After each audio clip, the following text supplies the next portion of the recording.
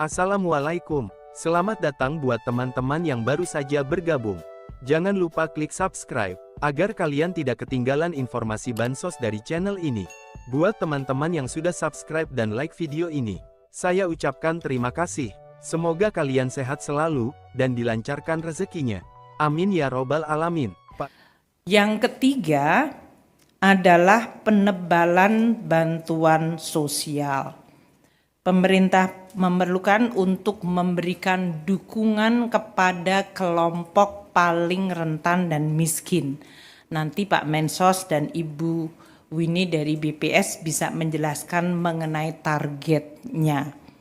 Saat ini untuk penebalan bantuan sosial akan diberikan tambahan dana 200.000 per bulan untuk 2 bulan kepada penerima sasaran kelompok penerima manfaat untuk program kartu sembako sebesar 18,3 juta kelompok penerima manfaat.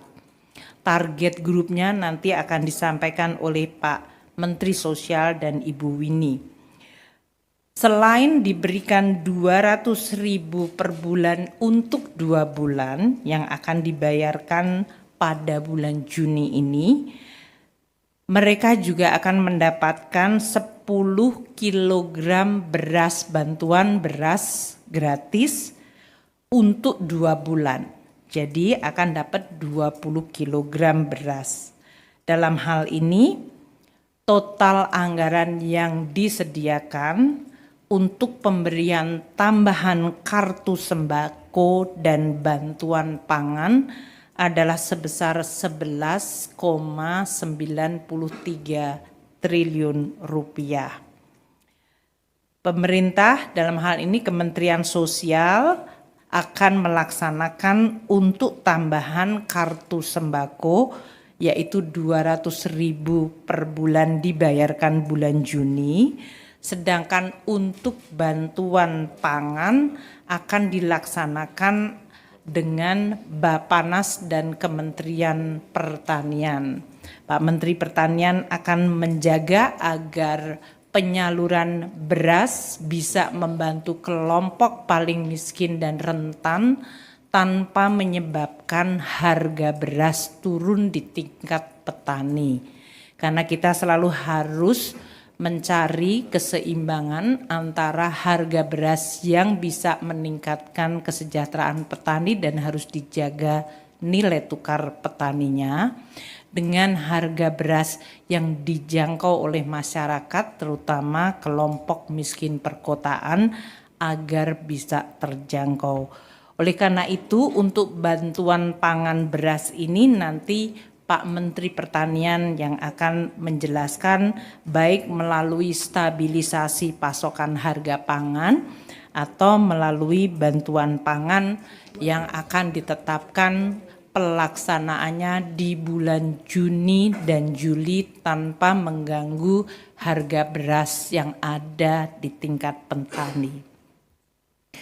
Kelompok yang keempat ini ditujukan kepada pekerja dan para guru honorer, yaitu pemberian bantuan subsidi upah PSU kepada 17,3 juta pekerja yang memiliki gaji di bawah 3,5 juta atau di bawah upah minimum provinsi, kabupaten, dan kota.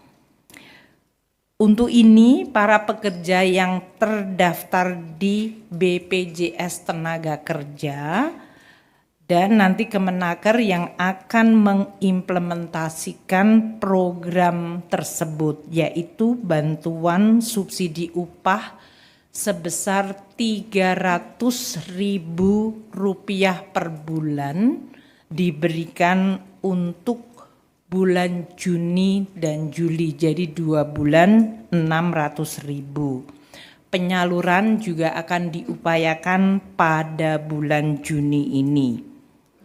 Apa yang disampaikan tadi menunjukkan bahwa Presiden punya perhatian yang sungguh-sungguh kepada keluarga maupun kelompok-kelompok rentan yang memerlukan dukungan dan bantuan dari pemerintah.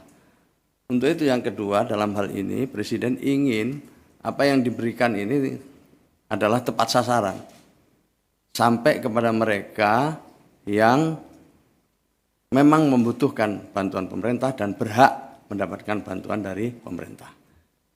Ada data yang mungkin pernah dilihat oleh teman-teman semua, itu data yang disajikan oleh DEN pada tahun 2025 berdasarkan sumber estimasi dari Susenas, Kemensos, Kemendikdasmen, dan Nota Keuangan RAPBN tahun 2025. Di situ ada beberapa program yang dianggap kurang tepat sasaran atau ditengarai tidak tepat sasaran. Misalnya seperti program Keluarga Harapan dan Sembako. Ditengarai ada 45% yang tidak tepat sasaran. Untuk itulah dari awal Presiden memerintahkan kepada kami semua kita untuk konsolidasi data yang diberi tugas adalah Kepala BPS dan segenap jajaran. Di bawah arahan Ibu Menkyu dan Mensesnek, bekerja kami selama 3 bulan lebih. Akhirnya alhamdulillah Inpres keluar nomor 4 tahun 2025, jadi kita sudah memiliki data tunggal sosial dan ekonomi nasional yang wajib dijadikan pedoman bagi siapapun yang ingin menyalurkan bantuan pemerintah, baik kementerian, lembaga, maupun juga pemerintah daerah. Nah, dari hasil konsolidasi data itu, kita mencoba exercise ini, khusus untuk Kementerian Sosial dalam rangka menyalurkan bansos pada triwulan kedua. Dari hasil ground check kita bisa kita ketahui di sana ada 1.900.000 lebih yang disebut sebagai inclusion error. Mereka semestinya tidak dapat, tapi mereka selama ini mendapatkan bantuan. Ada juga nanti kelompok yang exclusion error yang mestinya dapat tapi tidak dapat.